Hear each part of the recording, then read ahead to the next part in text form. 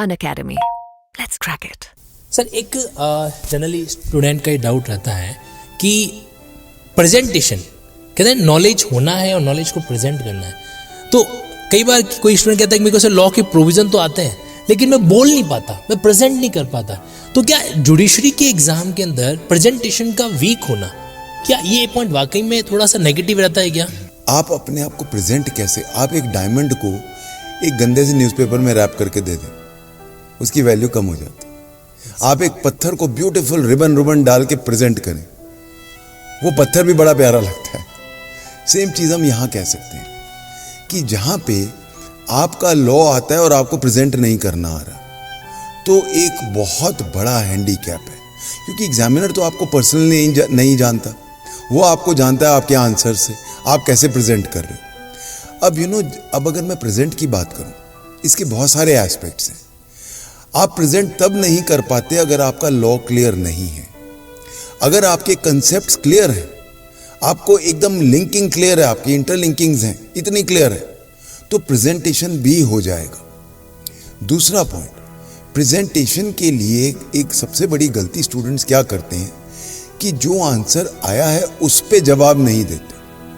अगर सपोज मेरा एक फॉर एग्जांपल क्वेश्चन आ गया, what is the difference between kidnapping and abduction, तो स्टूडेंट 2 पेज लिख देगा किडनैपिंग क्या होती है, 2 पेज लिख देगा एबडक्शन क्या होती है, और एंड में एक पैरा लिख देगा इनका फर्क क्या है।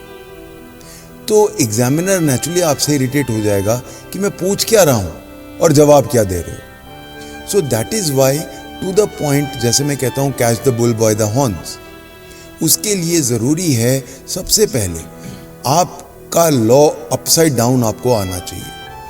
अपसाइड डाउन आना चाहिए का टेस्ट क्या होता है, आप एक अपना बेयर एक्ट खोल लो, उसका इंडेक्स निकाल लो, और अब देखो मुझे सब कुछ आता है क्या मैं अभी चैप्टर 1 पे हूँ, क्या मुझे पता है कि चैप्टर 3 में कौन से टॉपिक्स हैं, क्या इनके आपस में क्या है इंटरलिंकिंग है। तो इनफैक्ट तनसुख सर का जो सबसे बड़ा फोटे जो इंटरलिंकिंग है, वो तभी आता है जब आपको लॉ की क्लैरिटी हो, क्योंकि जब तक आपकी लॉ की क्लैरिटी नहीं है तो प्रेजेंटेशन आ ही नहीं सकती। और इसीलिए प्रेजेंटेशन के लिए सबसे पहले आप ये देखो कि सिर्फ मैंने एलएलबी की तरह 5 क्वेश्चन कर लिए कि क्या मैंने लॉ को एंजॉय करके एक एक वर्ड की मास्टरी कर लिया। आप मेरे से कुछ भी पूछ लो और मैं उसको इंटरलिंक करके बता दूंगा। अगर आप मेरे को अरेस्ट सीपीसी का पूछ रहे हो तो मैं आपको कॉन्स्टिट्यूशन में अरेस्ट के साथ और सीआरपीसी के अरेस्ट के साथ मिला के बात करके बता दूंगा।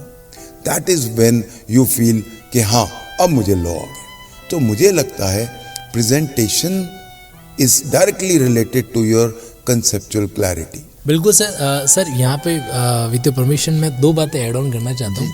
जो अपने जुडिशरी के अंदर एक कहावत है, कहावत में इंग्लिश के जो लाइन है कि justice not only to be done, it must be seen to be done. तो क्वालिटी सिर्फ होना काफी नहीं है, क्वालिटी का दिखना भी काफी जरूरी होता है। वो अब आपके अंदर हुनर है सर। एक राजस्थान साइड कहावत है कि जंगल में नाचा मोर किसने देखा। तो अगर हमारे में हुनर है तो उसको दिखाना भी जरूरी होता है, और कहीं न कहीं इसी दिखाने की कला को हम प्रेजेंटेशन कहते हैं। देखो, हुनर को दिखाना और दिखावा करना ये दोनों अलग अलग चीजें हैं, आप इसको मिक्सअप नहीं करें, क्योंकि हुनर को वहां दिखाया जाता है जहां पे इसकी जरूरत होती है और दिखावा वहां किया जाता है जहां पे जरूरत नहीं होती है। तो हम बात पहले वाली चीज की कर रहे हैं, यानी कि अपने टैलेंट को प्रेजेंट करना। इसीलिए कम्युनिकेशन का एस्पेक्ट होना, जैसा सर ने कहा कि लिंक्ड करके नॉलेज के कॉन्सेप्ट को दिमाग में रखोगे तो उस समय आपका माइंड अप्लाई हो पाएगा। ओके, तो इसीलिए प्रेजेंटेशन डेफिनेटली जरूरी होती है। और सर जरूर कभी मौका मिला तो प्रेजेंटेशन कैसे करें इस पर एक अपन वीडियो जरूर बनाएंगे। I think we will post some videos. आप हमें कमेंट से बताइएगा क्या इस टॉपिक पर हमें वीडियो बनानी चाहिए कि प्रेजेंटेशन कैसे करें।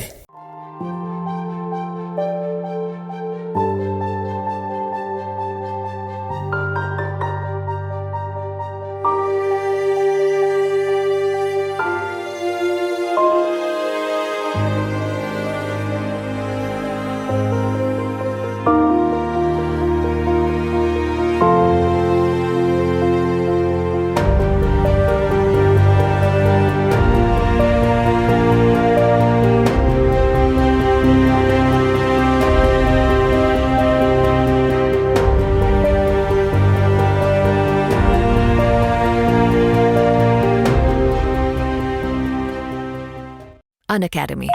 Let's crack it.